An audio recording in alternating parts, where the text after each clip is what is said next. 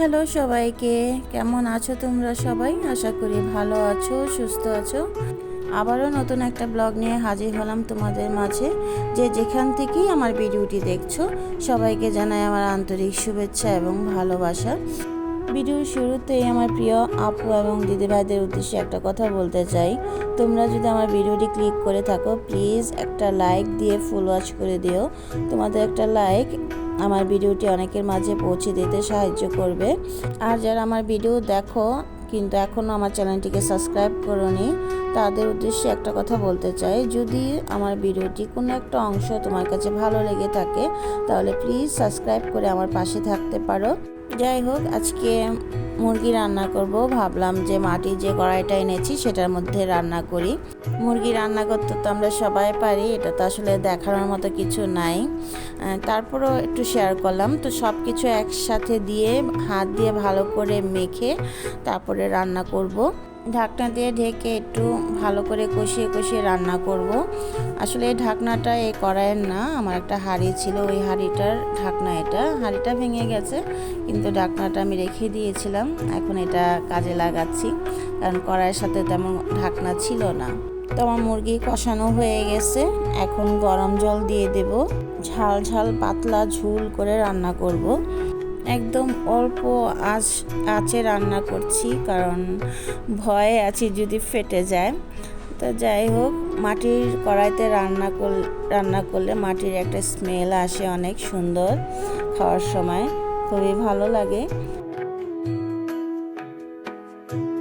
যেহেতু আমি অনেক ঝাল দিয়েছি তার জন্য একটু চিনি দিয়ে দিলাম গরম মশলা আর একটু জিরা গুঁড়া দিয়ে ভালো করে এটা মিশিয়ে নেব।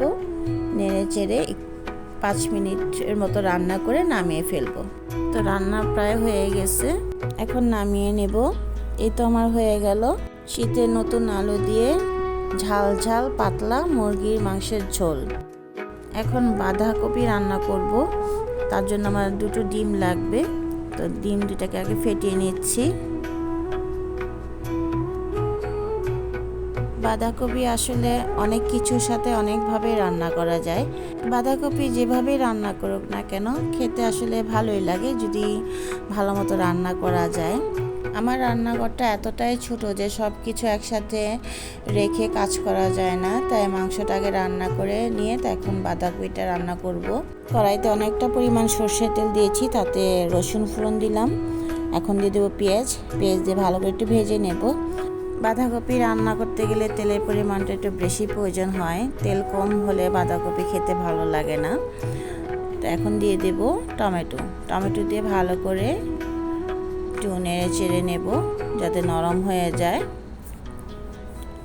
তো এখন দিয়ে দেব হলুদের গুঁড়া আর জিরার গুঁড়া, মরিচের গুঁড়া, ধনিয়ার গুঁড়া আর লবণ দিয়ে ভালো করে এটাকে নেড়ে চেড়ে মিশিয়ে দিতে হবে। একটু ভাজা ভাজা করে নিতে হবে। তারপর দিয়ে দেবে একটু জল দিয়ে মশলাটাকে ভালো করে কষিয়ে নিতে হবে। সেটা তো আমরা সবাই জানি, নর্মালি যেভাবে মাংস রান্না করি ওভাবেই রান্না করতে হবে। তো মশলাটাকে একটু সাইড করে এখন 2টা ডিম দিয়ে দেব।